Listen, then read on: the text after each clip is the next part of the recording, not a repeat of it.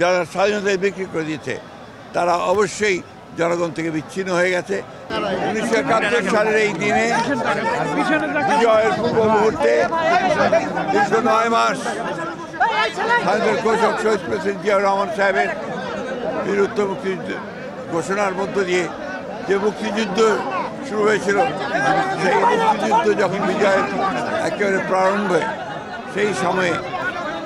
হানাদার বাহিনীরা তাদের দোসরকে নিয়ে, এই দেশের দোসর যারা, তাদেরকে দিয়ে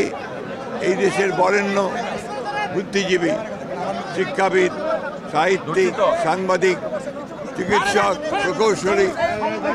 সহ সকল বরেণ্য বুদ্ধিজীবীদেরকে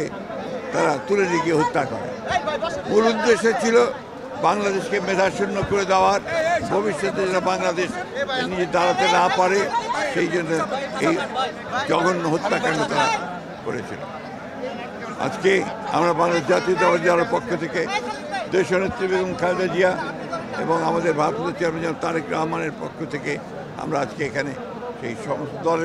দল নিয়ে, অঙ্গ সংগঠনকে নিয়ে আমরা এসেছিলাম আমাদের শ্রদ্ধা নিবেদন করতে। আমরা শ্রদ্ধা নিবেদন করেছি এবং সেই সঙ্গে এই শপথ নিয়েছি যে আমরা আমাদের জন্য যারা প্রাণ দিয়েছেন দেশের জন্যে, জাতির জন্যে,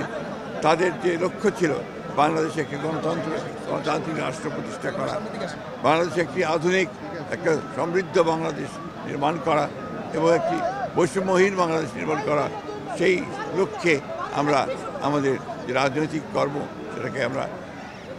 চালু রাখবো এবং সর্বশক্তি আমরা নিয়োগ করব। স্যার, এই যে বুদ্ধিজীবী দিবসে আওয়ামী লীগের অনুপস্থিতি, এটা কিভাবে দেখছেন এবং এটি কি তাদের অনিবার্য পরিণতি ছিল কিনা? যারা জনগণ থেকে সরে যায়, যারা গণতন্ত্রকে হত্যা করেছে, যারা মানুষকে হত্যা করেছে, গণতান্ত্রিকামী স্বাধীনতাকামী মানুষদেরকে যারা স্বাধীনতায় বিক্রি করে দিয়েছে, তারা অবশ্যই জনগণ থেকে বিচ্ছিন্ন হয়ে গেছে ও সঙ্গত কারণেই আজকে তারা সেখানে অনুপস্থিত।